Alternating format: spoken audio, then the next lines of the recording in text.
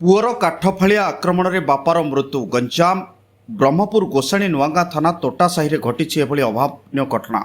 କୌଣସି କାରଣରୁ ବାପା ସହିତ ପାଟିତୁଣ୍ଡ ପରେ ପୁଅ ଏଭଳି ଆକ୍ରମଣ କରିଥିଲା। ସାମାନ୍ୟ ବଚସା ଯୋଗୁଁ କାଠଫାଳିଆରେ ପିଟି ପିଟି ବାପାକୁ ହତ୍ୟା କରିଥିଲା ପୁଅ।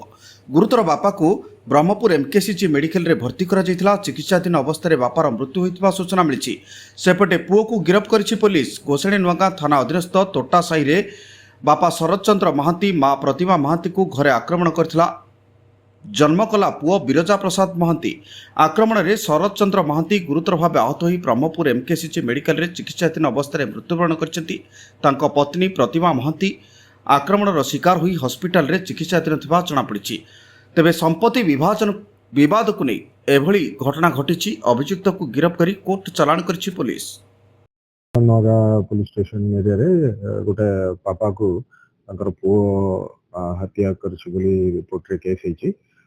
घटना तांका परिवार भितरे संपत्ति को नहीं की संपत्ति रो बाहबंटा हेई नहीं बोली नहीं की तांकर पुओ जणे तांका पापा को आक्रमण कर देला।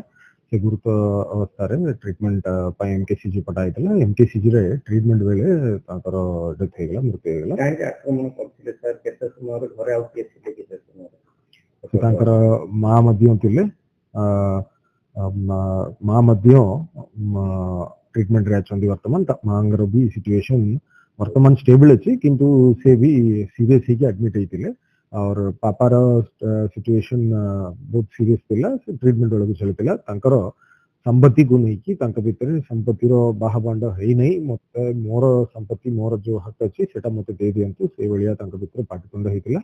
और से पाटितुंड ହେଲା ବେଳକୁ ସେ ଗୋଟେ କାଟ ଥିଲା, ସେ କାଟକୁ ନେଇକି ବାଡେଇଦେଲା ବୋଲି ଅଭିଯୋଗରେ ରିପୋର୍ଟ ହେଇଛି। ସେ କାଟ ମଧ୍ୟ ଜବତ ହେଇଛି।